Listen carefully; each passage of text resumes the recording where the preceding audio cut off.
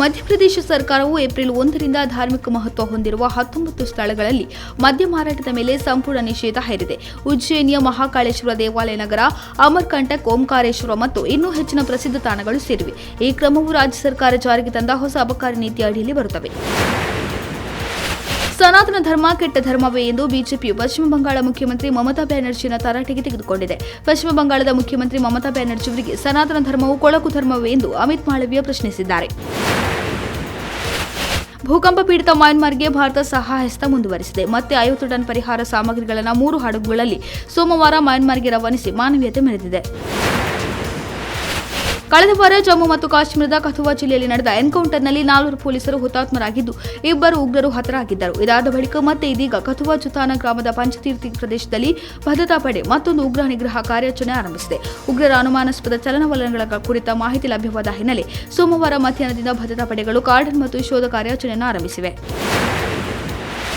4 ಜಿಲ್ಲೆಯ 11 ನಗರಗಳ ಹೆಸರು ಮರುನಾಮಕರಣಕ್ಕೆ ಉತ್ತರಾಖಂಡ ಸಿಎಂ ಪುಷ್ಕರ್ ಸಿಂಗ್ ಧಾಮಿ ಅವರು ಆದೇಶ ಹೊರಡಿಸಿದ್ದಾರೆ. ಹರಿದ್ವಾರ, ಡೆಹ್ರಾಡೂನ್, ನೈನಿತಾಲ್ ಮತ್ತು ಉಧಮ್ ಸಿಂಗ್ ಸೇರಿ 11 ನಗರಗಳ ಹೆಸರು ಬದಲಾಯಿಸಲಾಗುವುದು. ಸಾರ್ವಜನಿಕ ಭಾವನೆ ಮತ್ತು ಭಾರತೀಯ ಸಂಸ್ಕೃತಿಗೆ ಅನುಗುಣವಾಗಿ ಈ ಸ್ಥಳಗಳ ಮರುನಾಮಕರಣ ಮಾಡಲಾಗುತ್ತದೆ ಎಂದು ಸೋಮವಾರ ಪುಷ್ಕರ್ ಸಿಂಗ್ ಧಾಮಿ ತಿಳಿಸಿದ್ದಾರೆ. ಮೈಸೂರು ಪ್ರವಾಸಿಗರ ಸ್ವರ್ಗ. ಇಲ್ಲಿನ ಅದೆಷ್ಟೋ ಕುಟುಂಬ ಪ್ರವಾಸೋದ್ಯಮವನ್ನೇ ನಂಬಿ ಬದುಕು ಸಾಗಿಸುತ್ತವೆ. ಹೊರ ರಾಜ್ಯ ಹಾಗೂ ವಿದೇಶದಿಂದ ಬರುವ ಜನರೇ ಇಲ್ಲಿನ ಪ್ರವಾಸೋದ್ಯಮಕ್ಕೆ ಸಂಜೀವಿನಿ. ಕೊರೋನಾದಿಂದ ಕಂಗೆಟ್ಟಿದ್ದ ಮೈಸೂರು ಪ್ರವಾಸೋದ್ಯಮ ಕೆಲ ವರ್ಷಗಳಿಂದ ಚೇತರಿಕೆ ಕಾಣುತ್ತಿತ್ತು. ಆದರೆ ಇದೀಗ ಮತ್ತೆ ಪ್ರವಾಸಿಗರ ಸಂಖ್ಯೆಯಲ್ಲಿ ಇಳಿಮುಖ ಕಂಡುಬಂದಿದೆ. ನಡೆದಾಡುವ ದೇವರು ಎಂದೇ ಖ್ಯಾತರಾಗಿದ್ದ ತ್ರಿವಿಧ ದಾಸೋಹಿ ಸಿದ್ಧಗಂಗಾ ಮಠದ ಲಿಂಗೈಕ ಶ್ರೀ ಶಿವಕುಮಾರ ಸ್ವಾಮೀಜಿ ಜಯಂತಿ ಹಿನ್ನೆಲೆಯಲ್ಲಿ ಪ್ರಧಾನಮಂತ್ರಿ ನರೇಂದ್ರ ಮೋದಿ ಅವರು ಕನ್ನಡದಲ್ಲಿ ಸಂದೇಶ ಪ್ರಕಟಿಸಿ ನಮನ ಸಲ್ಲಿಸಿದ್ದಾರೆ. ಹಾಲು, ಮೊಸರು, ವಿದ್ಯುತ್ ದರ, ಟೋಲ್ ಶುಲ್ಕ, ಕಸದ ಸಂಗ್ರಹ ಮೇಲಿನ ಸೆಸ್ ಸೇರಿದಂತೆ ಜನಬಳಕೆಯ ವಸ್ತುಗಳು ಮತ್ತು ಸೇವೆಗಳ ದರ ಇಂದಿನಿಂದ ಮತ್ತಷ್ಟು ತುಟ್ಟಿಯಾಗಲಿದೆ. ದರ ಏರಿಕೆ ಬಿಸಿ ಇಲ್ಲಿಗೆ ನಿಂತಿಲ್ಲ. ಬೇಸಿಗೆಯಲ್ಲಿ ಬಿಸಿಲಿನ ತಾಪ ಹೆಚ್ಚಾದಂತೆ ಇತರ ವಸ್ತುಗಳ ಬೆಲೆಯೂ ದುಬಾರಿಯಾಗಲಿದೆ.